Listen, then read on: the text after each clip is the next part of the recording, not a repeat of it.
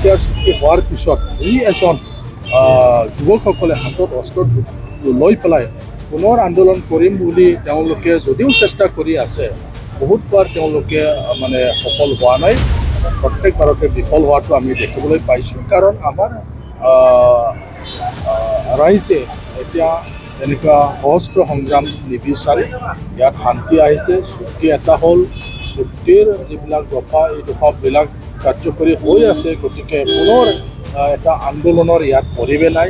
এইবাৰো যদি কিছুমানে ভাবিছিল, এতিয়া নাম চাম দিয়া নাই, কোন সংগঠন কোন মানুহবিলাকে দিয়া নাই, যদিও তেওঁলোকে চেষ্টা কৰিছিল, কিন্তু তেওঁলোকে সফল নহ'ল।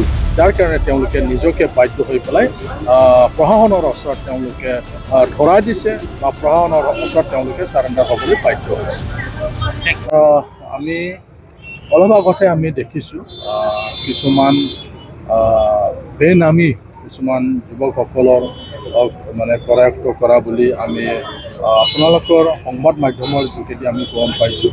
তেওঁলোকে কোন হয়, ক'ৰ মানুহ, কি উদ্দেশ্য তেওঁলোকে লৈছিলে, এই কথাবিলাক আমি এতিয়ালৈকে গম পোৱা নাই।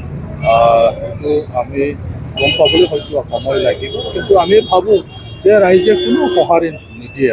কাৰণ আপোনালোকে দেখিছে যে বিটিআৰ চুক্তি হোৱাৰ পিছত এজন যুৱকসকলে হাতত অস্ত্ৰ লৈ পেলাই পুনৰ আন্দোলন কৰিম বুলি তেওঁলোকে যদিও চেষ্টা কৰি আছে, বহুতবাৰ তেওঁলোকে মানে সফল হোৱা নাই।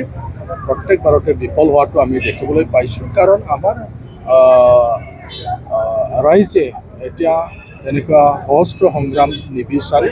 ইয়াত শান্তি আহিছে, চুক্তি এটা হ'ল, চুক্তিৰ যিবিলাক দফা এই দফাবিলাক কাৰ্যকৰী হৈ আছে। গতিকে পুনৰ এটা আন্দোলনৰ ইয়াত পৰিৱেশ নাই।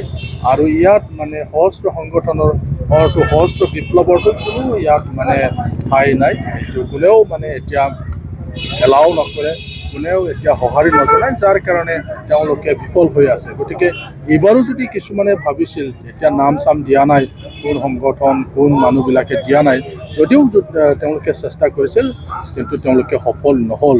যাৰ কাৰণে তেওঁলোকে নিজকে বাধ্য হৈ পেলাই প্ৰশাসনৰ ওচৰত তেওঁলোকে ধৰাই দিছে বা প্ৰশাসনৰ ওচৰত তেওঁলোকে চাৰেণ্ডাৰ হ'বলৈ বাধ্য হৈছে।